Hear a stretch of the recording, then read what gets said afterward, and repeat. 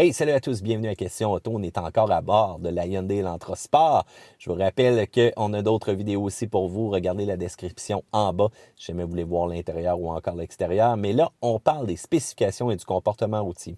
Je suis très content d'avoir essayé la voiture un peu avant, donc pendant une saison où est-ce qu'on est capable d'apprécier les voitures sport parce que ma semaine a été vraiment remplie de neige et de glace, comme vous allez voir sur les images. Mais c'est pas grave, c'est une voiture qui est quand même très plaisante. Du côté des spécifications, qu'est-ce qu'on a? Bien, c'est une motorisation turbo, le fameux Gamma 1.6T, GDI, donc DOHC 16 valves. C'est une motorisation qui va être bien entendu conçue en aluminium, donc tant pour le bloc et pour la tête. On va être capable de générer 201 force à 6000 tours minute. Enfin, on a une motorisation vivante dans la Elantra. Quand on regardait les versions un peu plus de base, je dois vous dire que ça ne tirait pas beaucoup. C'était vraiment un des points négatifs qu'on avait, mais là, on change le comportement de la voiture et ça devient très appréciable et on n'a même pas besoin de rien sacrifier d'autre à l'intérieur, que ce soit pour la petite famille ou encore l'espace de rangement. 195 livres de couple à 1500 tours jusqu'à 4500 tours minute, très appréciable. C'est vraiment plus de 54 forces et 63 livres de couple quand on compare aux autres motorisations de la Hyundai. Donc, une voiture qui va avoir de l'accélération, qui va avoir du punch, qui va être capable de dépasser et qui, surprenamment, va être encore assez économique, mais ça, on en reparle un petit peu plus loin.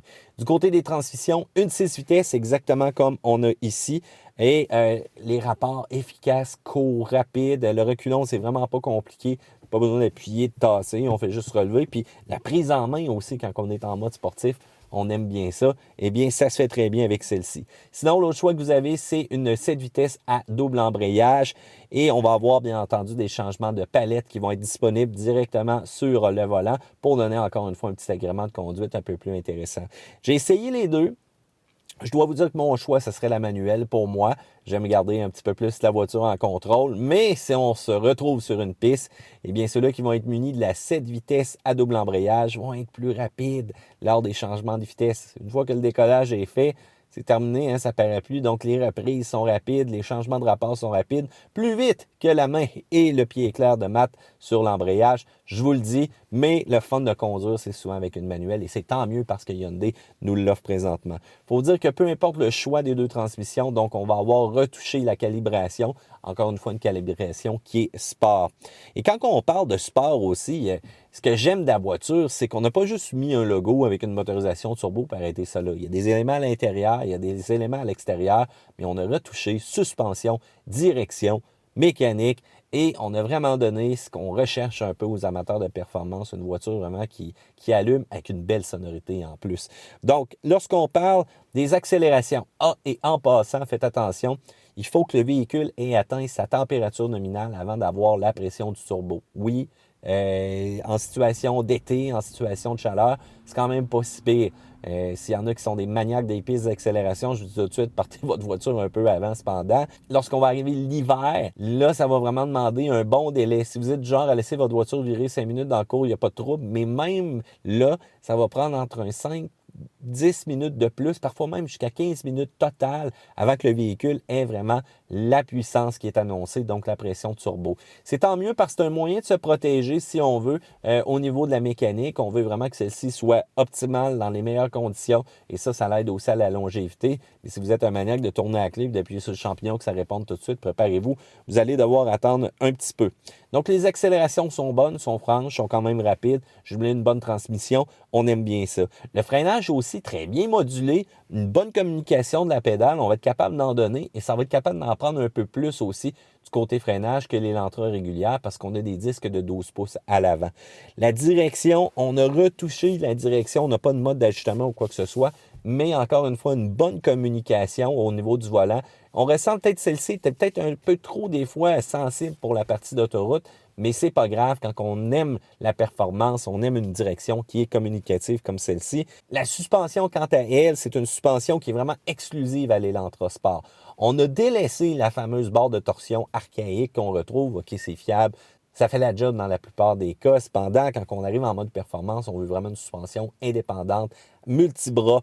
Je vous le dis tout de suite, c'est la nuit puis le jour avec la suspension ordinaire de la Elantra, puis c'est tant mieux. Donc, à l'avant, les barres stabilisatrices sont beaucoup plus grosses, 24 mm. Même chose en arrière aussi, 15 mm. Et on va avoir rajouté de la fermeté au niveau des ressorts. Donc, on parle de 14 % à l'avant, 22 % à l'arrière. Et même aussi au niveau donc, de la compression, au niveau du rebond, des bonnes augmentations de 30 % qu'on ressent. Donc, en virage, c'est différent. Les pneus aussi ultra haute performance qu'on a. C'est pas juste une mention turbo, une petite décoration sport sur le body kit, comme on dit. Non, non. On a vraiment une bagnole qui a été retouchée, qui a été pensée du côté sport. Même la sonorité, on est capable de faire du petit popcorn en accélération avec ça. On a un son qui est un son de grognement, un son qui résonne la performance. Et inquiétez-vous pas, donc les ingénieurs de Hyundai, oui, ont retouché l'admission, ils ont retouché la ligne d'échappement, mais ils sont allés en mode conscience de quand vous arrivez à 2 h du matin, vos voisins n'aimeront peut-être pas ça, entendre une voiture gronder. Donc inquiétez-vous pas, quand vous êtes en conduite mollo, ça ne sonne pas du tout. Mais quand on est en accélération, en demande de force du véhicule, là, ça sonne rauque. On aime ça de ce côté-là. La sécurité aussi, c'est très important. Vous allez sans doute promener votre petite famille à bord, même si vous aimez la performance. Hein? Donc, on a vraiment 7 coussins gonflables, incluant ceux-là aussi pour les genoux. Donc, quand même, intéressant d'avoir ça. La détection au niveau des angles morts d'un véhicule, les alertes de trafic transversal, ça, c'est mon préféré. La caméra arrière aussi va être équipée donc de lignes pour nous guider lorsqu'on va faire nos manœuvres. Donc, on a vraiment quand même un équipement complet, selon moi, au moins des choses les plus essentielles. Et au niveau du châssis aussi, lorsqu'on parle de tests de collision, eh bien, on a amélioré notre châssis avec de l'acier qui est propre à Hyundai. Donc, une augmentation de 53 % au niveau du matériau employé. Donc, ça fait quand même un châssis rigide, un châssis qui va répondre aussi aux attentes des consommateurs d'aujourd'hui, tant en mode de feeling de conduite, mais aussi en sécurité, donc la bulle de protection au niveau du véhicule. Côté consommation, même pour une voiture sportive, j'ai été quand même assez surpris. Je dois vous dire qu'on annonce 10,7 litres au 100 en ville et 7,8 sur la route. Je me suis promené avec le véhicule en mode vraiment en route. J'ai été très mollo et on est tombé dans la zone des 6,9 litres au 100. Intéressant, mais c'est sûr qu'à la fin de notre essai, on est pas mal plus dans le 8,9, ce qui est un peu plus que la route et vraiment beaucoup moins que la ville. Mais c'est sûr que quand vous avez une voiture sport, vous aimez s'appuyer sur le champignon. Donc peut-être que vous allez réussir sans doute à dépasser la consommation que j'ai fait. Pour le reste, on parle d'un réservoir d'essence de 53 litres. Et je vous le dis tout de suite, c'est de l'essence donc premium qu'on va devoir utiliser, du super, comme on dit. C'est un véhicule qui est très intéressant à conduire, qui sort des chemins habituels dans lesquels Hyundai nous a amenés avec des voitures un peu plus tranquilles. Il faut dire que c'est la première sportive vraiment compacte et on va peut-être attaquer un peu plus le marché des WRX, qui sait, ou encore des voitures un petit peu plus performante en offrant quelques options intéressantes. Une traction intégrale sur celle-ci, ça serait juste wow, ça serait vraiment trippant, surtout dans des conditions de neige comme on a vu dernièrement. Et je dois vous dire aussi que la division N Performance de Hyundai prépare quelque chose de gros. On ne m'a pas trop donné de détails du côté de la compagnie, mais une chose est sûre, on va arriver avec un véhicule qui va dépasser les 300 HP. Est-ce que c'est le Veloster qui va bénéficier de ça? Est-ce que c'est l'Elantra?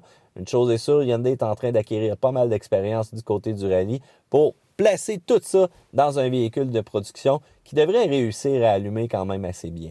La Hyundai Elantra Sport, vous allez la trouver commode, vous allez la trouver performante, vous allez la trouver aussi idéale si vous avez des enfants parce que vous ne perdez pas les grands avantages de l'Elantra avec une vocation un peu plus sportive.